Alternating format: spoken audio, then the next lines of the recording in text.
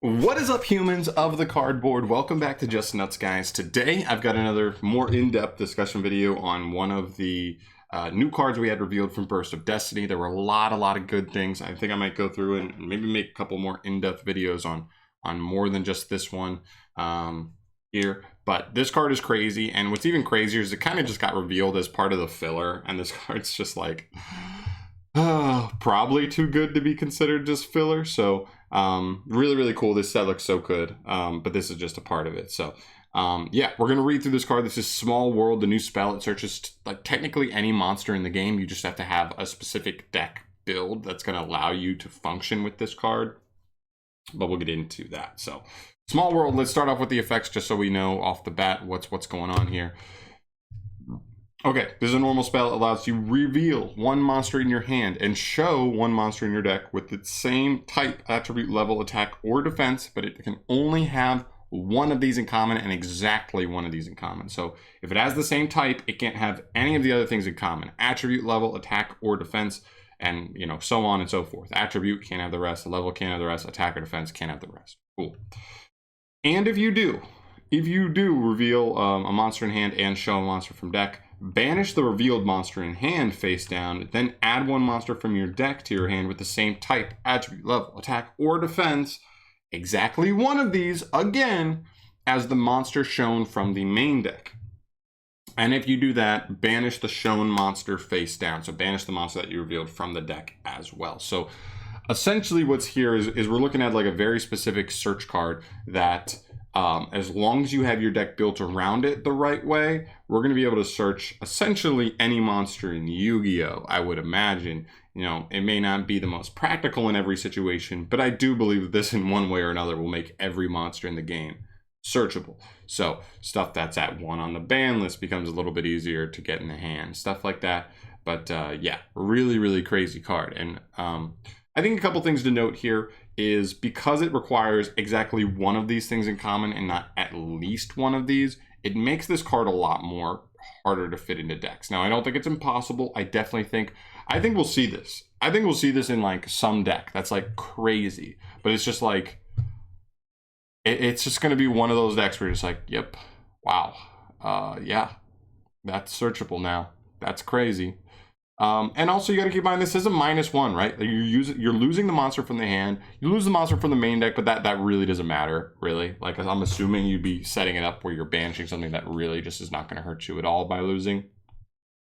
But it is losing a monster from the hand, and so that can be tough. I mean, I look at something like Silent Mining, but at least Silent Mining discards, and it's usually used in decks that have like high recursion rates or play multiple cards that give them value in grave anyway, so it is not the same thing at all.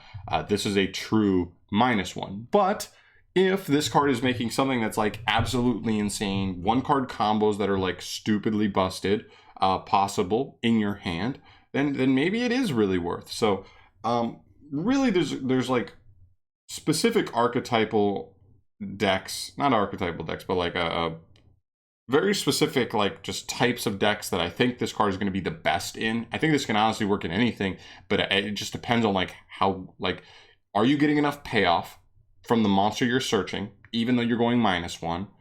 Are you able to consistently use it, right? Does it make sense for you to like make a build in which you are opening monsters that allow this to work, and the stuff you're banishing from hand isn't killing your plays and stuff like that? It needs to work. Like you don't want to just play this to play this. You want to play this because it's actually worth it. You want the payoff to be there. You want to be able to consistently resolve this for a worthwhile card when you can. So consistency, power, and also, utility wouldn't hurt either. If you already have the thing that you're normally searching with this, it wouldn't hurt to have a deck that's built that'll have like a secondary good search target for this, whether you have like one really powerful starter you want to get, and then also maybe try and like build your decks that there's also a really good superior extender you can search. That is just like, more flame, more fuel to the fire, because you get to, if you already have the starter, then you get the extender. So now we're playing through hand traps, right? Something that's also really cool is this card doesn't banish for cost for anything. So if you do get ashed on this because your opponent's just terrified of what you're going to search, you don't have to banish anything. You don't even have to reveal anything. It's all one effect. There's no cost here. So That is actually a plus. If you're getting negated, you're not losing that stuff. Like Signet and Mining, you discard for cost, get ashed, and you kind of just went like neg 1, which is really tough. Technically, well, you go neg 2, but relative to your opponent, you're neg 1, so that's fine. So it's really interesting. There's a lot going on here, and I really think it's going to just come down to the creativity of the player base to see where they can make this fit, like what decks can play this and what decks can play it really, really well based on like the kind of builds they're running. So I think like some of the best decks are going to be decks that kind of just play like all one type of monster, but different attributes, or vice versa, all one attribute, but different types. Because it's easy to find monsters that are like different level attack and defense. Those are like fairly easy, right? There's just so much variation there. But it's not easy if you're playing a deck that is archetypal, right? I think of like, just off example, the one we're looking at here, Infernobles, right? Fire Warriors. Well, there's already two things right there. They could have different level, different attack, different defense, but all the Infernobles are Fire Warriors. But there are some other cards you do play in the deck, and that's what I'm looking at here. Is like this deck is like all Warriors, but they also play Connector, and they also might play like another warrior or two that are just not fire.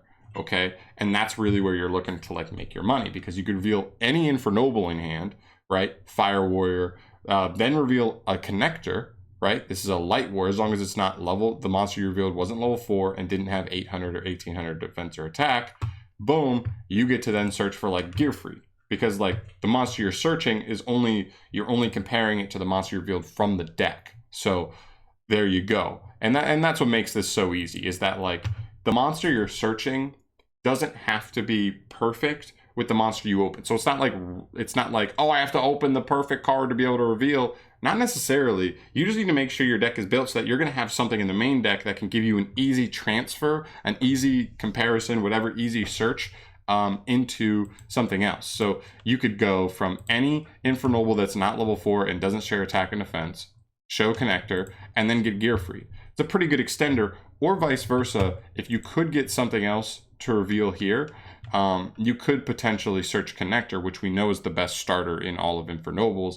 It baits out an Ash because people are going to lose the Ash to Dolphin, and from there you just kind of you could just kind of kick them right in the nuts, pretty much. And also that's another thing, is like maybe the deck starts playing 2 Dolphin. It's a water warrior, so now you just go like reveal any Infernoble, then show Dolphin from deck. But if you play 2, we're fine. And then we search Connector because he's light. So you go from fire to light, or from water to light, search the light. We still have a Dolphin in deck if we're playing 2. Some people already play 2. Some people have played 3, I've seen. So like that's not out of the realm of like possibility in terms of just what people want to play. And now you have the best starter in the deck in hand. And like it's going to bait a hand trap. And if you have another extender on top of it, you have full combo through a hand trap. Seems pretty good. I don't know. So yeah, I think like decks like this are probably like fitting that perfectly. You also have stuff like Dark Warrior, which obviously are going to play some not Dark Warriors, but they base their stuff around stuff like this. So like any warrior that's not Dark in hand, or even a warrior that's Dark in hand, could even get you to Armageddonite potentially. It's all about just like the spice, the preparation for the cards, that you're always going to have something in the main deck that's going to connect you to the specific 2, maybe 3 card that you want to have the option of searching. You don't care about the -1 because we know what Armageddon can represent as far as a 1-card combo. Tour Guide fits into this category. There's a bunch of other cards that can fit into this category and be really, insane. Dragons, potentially, right? Dragons have a lot of dark cards, but they also have some lights. And with Dragoonity stuff, we have some wins. So it's not like fully like black and white like that. There are some mixable cards in there that aren't all dark and can get you searches to certain things, like your best normal summons, such as like either Black Metal or something like Seifert, whatever. You could potentially get to one of the baby Chaos Dragons. We know how good of extenders they are. Something like Levianeer potentially as like a board breaker, a specific card that's just like great in specific scenarios that adds some nice utility. It just depends on if you have if you're able to play the right kind of, I don't know, they're not even bricks, just the right kind of connecting cards to get you to the couple cards you want. And another one, I might as well throw it out there, is like Sunseed or Sun Avalon. We obviously have the new spell for them as well. That card's insane. And I think this deck actually has a decent amount of consistency, but you never know. The deck has one card combos. And I think that's the biggest thing for this card is going to be one card combos, because you're going -1. You want to make up that value off of what you're searching, guaranteed. You just got to watch out for hand traps, which is tough. So this could be another card that could get you to Sunseed, Genius, Lochi. A lot of Sun Avalon seems to want to like splash in other like generic plant cards, so you might have some different attribute stuff, and that could open up for easier searches there. You also have to consider generic stuff like hand traps, right? Like Sunseed, Genius, Lochi is a level 1, so you could pretty much like reveal another level 1 in hand. It literally doesn't matter. You could say Spore. Then from Spore, reveal something like DD Crow or Effect Veiler. And I don't know what their stats are exactly, but those are just examples. There are other level, like a Droll, whatever. I don't know. You have to make sure the stats line up.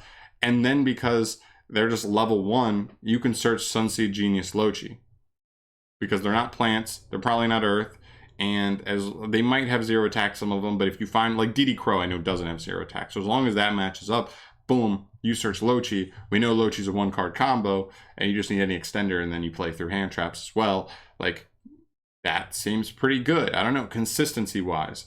You can even potentially search hand traps with this. Like, you can open up the possibility of searching something like Gamma, right? If you have a deck that like plays specifically where the best time to hand trap you is in a Gamma-able board state, you can just search Gamma. And now your opponent knows you have Gamma, but like, what are they going to do about it?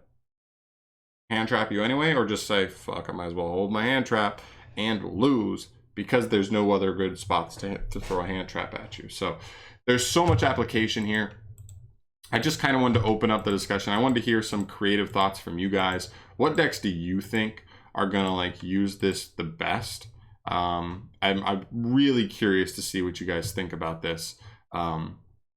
In what decks, like just off the top of your head, you're most excited to see if you can make this work out in, because I do think it's a little more specific than I originally thought on conception. I thought like I read this, I guess I interpreted this more of like at least one. It only had to have at least one thing in common, but it has to have exactly one, which makes this a lot more specific, and you have to play a lot more specific cards that allow you to get those correct searches you're looking for.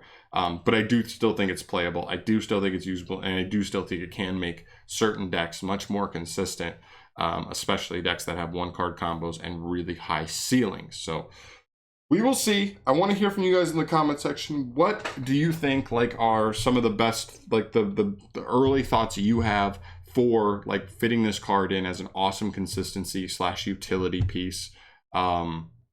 And I'd love to hear your thoughts. I just want to see. I'll definitely be in the comments or finding stuff there. So yeah, let me know in the comments what you're thinking about this card, where you think it fits in, where you think it's going to work. And yeah, that's going to do it for me here. Thank you so much for watching. As always, subscribe to the channel if you want to see more stuff from me in the future. And I'll see you in the next one. Peace.